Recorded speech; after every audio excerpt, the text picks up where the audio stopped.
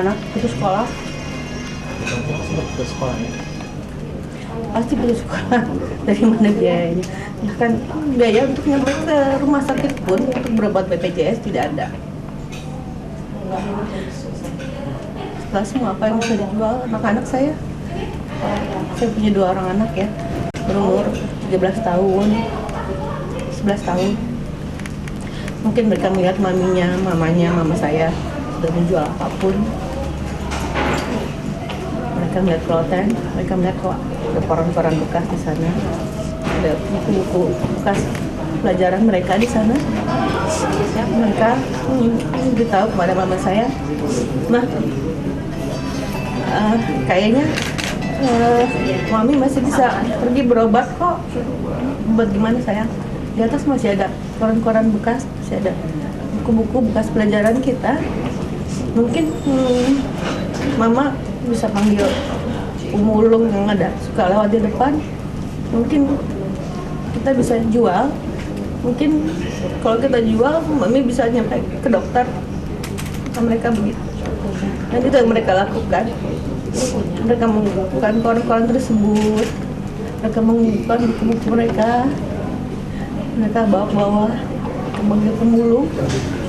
Dan ya, akhirnya kita bisa menjual barang-barang tersebut. Dan tapi buat saya pada saat itu dilema. Di rumah sama sekali tidak ada makanan, sama sekali tidak ada lagi yang bisa saya perbuat. Saya hanya bisa berbaring melihat apa yang mereka lakukan. Terus saya punya keuangan sedikit, itu menjadi dilema buat saya. Apakah uang ini akan saya pakai untuk pergi ongkos sampai ke rumah sakit, ke BPJS, atau uang ini akan saya belikan makanan untuk anak-anak saya. Pada saat itu memang keadaan benar-benar terpuruk ya. Di rumah cuma tinggal 2 telur.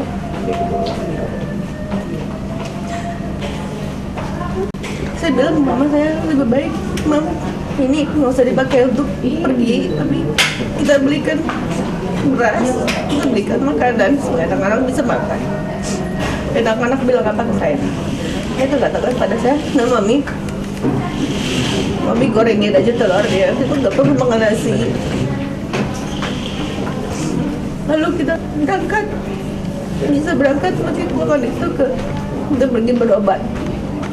Dan mereka menemani saya di sini selama seharian tanpa makan.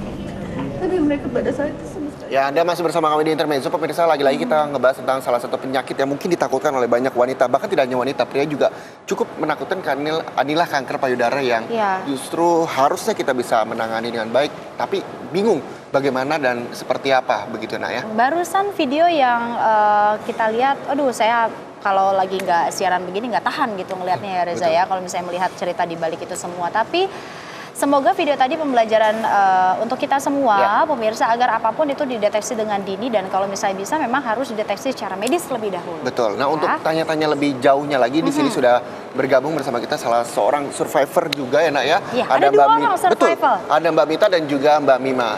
Selamat pagi. Selamat pagi, Tepuk tangan buat Mbak Mita dan Mbak Mima. juga Mbak Mima. Saya baru ngelihat aja semangatnya, Nak, udah pasti terlihat begitu ya, Nak ya. Saya kalau misalnya melihat Mbak Mita dan juga Mbak Mima, semangat saya timbulnya luar biasa. Betul. Mbak Mita, Mbak Mima ini pasti perjalanan hidupnya udah luar biasa menghadapi sakit yang sebegitunya, begitu Kalian ya berdua kan Mbak pernah Mita ya. mengalami kanker payudara, begitu? Iya. Sampai sekarang sudah sembuhkah? Boleh Mbak Mita dulu? Insya Allah sembuh. Barusan check up terakhir saya minggu lalu, saya bersih. Alhamdulillah. Alhamdulillah. Kalau saya ini on the way. Setelah dari sini saya mau check up. Memang karena saya selesai treatmentnya 2015, jadi saya cek rutin tiap 3 bulan. Nah ini nanti setelah ini saya harus check up ke rumah sakit dan saya maintain untuk tetap sehat. Kalau kita flashback, Mbak Mima stadium berapa? Saya waktu terdiagnosa tahun 2014 itu stadium 2B. Stadium 2B. Mbak Mita waktu itu? Saya terdiagnosa di 2014 juga. Stadiumnya udah 3 dan kebetulan saya ada di 5 posisi gitu, 5 Stadiumnya sudah 3 di 2014 dan pas dicek udah stadium 3. Iya. Memangnya kalau misalnya orang terkena yang namanya kanker payudara itu bisa nggak sadar gitu Mbak Mita? Bisa nggak sadar kalau dia tidak pernah sadari. Sadari itu periksa payudara sendiri. Saya nggak pernah, saya lalai. Oke. Makanya begitu tahu agak kaget juga gitu ya.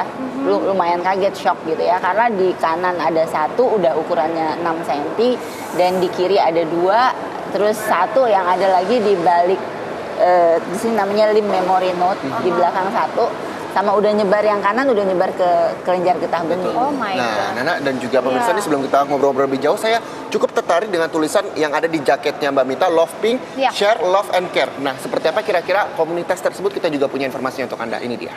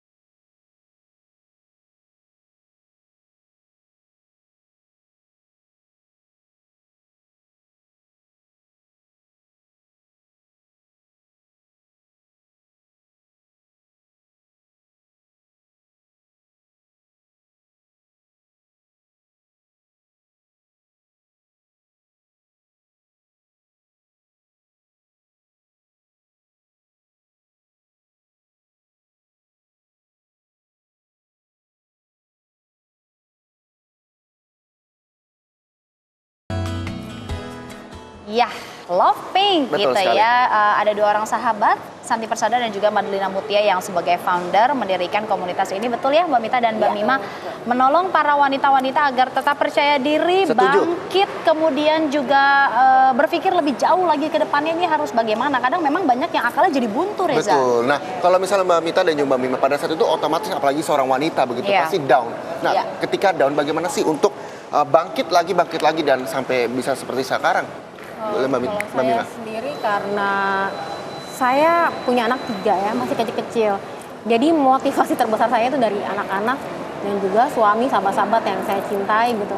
Jadi buat apa saya hidup kalau bukan buat mereka. Jadi semangat hidup saya itu dari mereka itu. Jadi itu yang saya jalani dengan semangat hidup, berpikir positif. Saya berusaha untuk maintain hidup saya itu sehat dan saya mau menjalankan treatment medis ya. Saya nggak mau pilih-pilih lain dari awal. Saya sudah menetapkan medis. Tidak yang lain. Di 2017 ini memang banyak orang kita yang masih berpikir kalau misalnya coba alternatif dulu deh, kita coba yang herbal dulu. Nah, Mbak Mita sendiri ketika terkena yang namanya, mohon maaf, kanker payudara gitu ya, berpikir ya sudah saya langsung ke medis, nggak pikir-pikir lagi alternatif itu Mbak Mita?